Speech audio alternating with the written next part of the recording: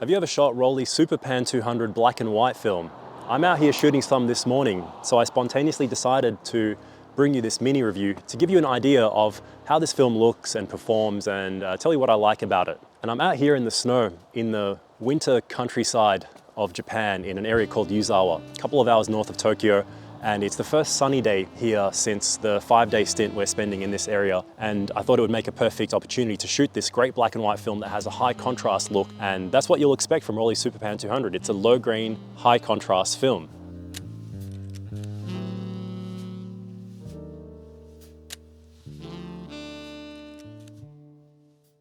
So I woke up early this morning and already shot an entire roll, as you would have been seeing from some of the previous footage. And I'll show you a little bit more of that footage and shots that I got this morning during that beautiful early morning light, just exploring this wonderful area that's providing these great backdrops to some of the foreground scenes that I was finding and just making for a great morning of photography. And I'm hoping that this film works quite well.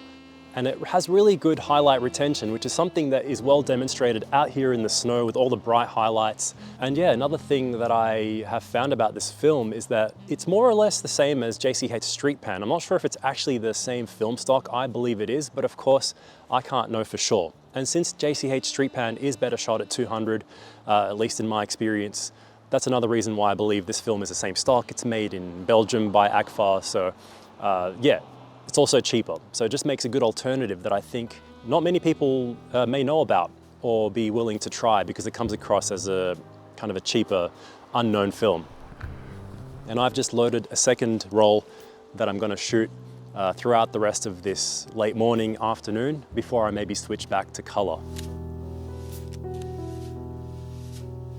The grain is quite fine, so when you're trying to get a lot of detail and still have a decent speed of 200, which is somewhere between medium and high speed, it just makes it a versatile film. I wouldn't really advise pushing it too much. Maybe you can shoot it at 400, as you know, JCH Streetpan is recommended to be shot, or you can probably pull it back a little bit at 100.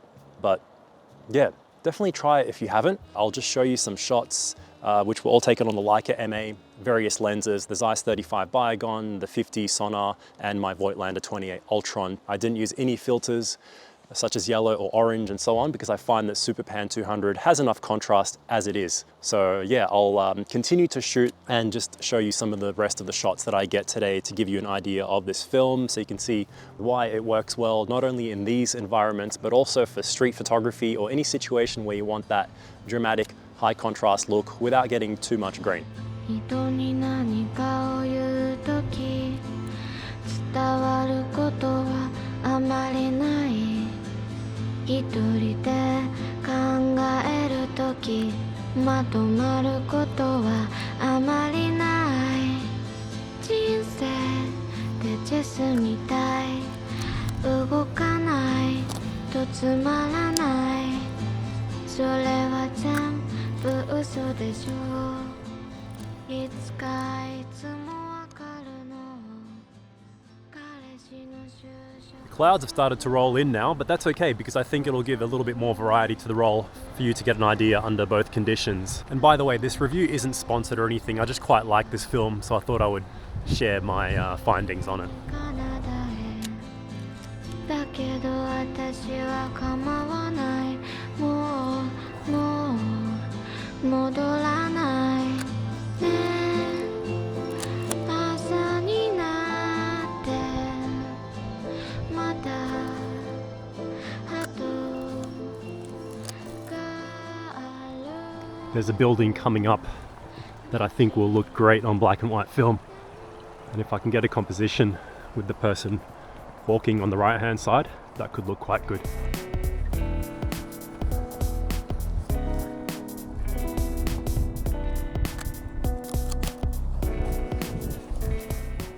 And I'll just get a couple more compositions on the 28mm to try and get that whole building in.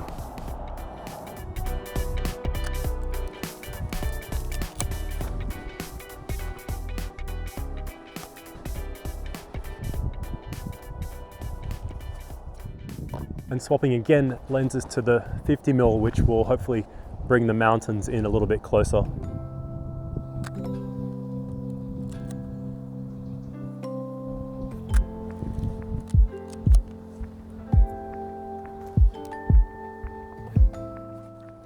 really wonder what this building once used to be. Either way, it's a good photographic subject now.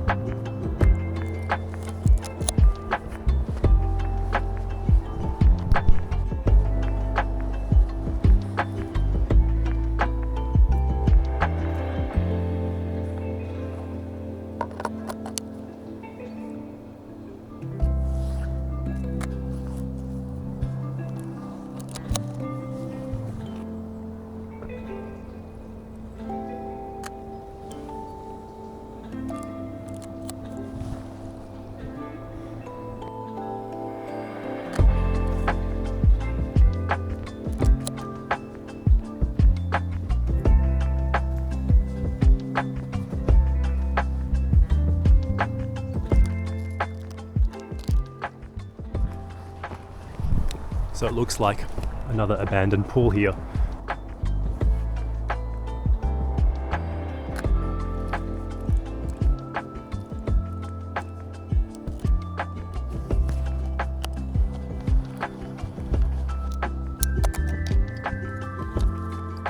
Let me know what you think of this film. Have you tried it?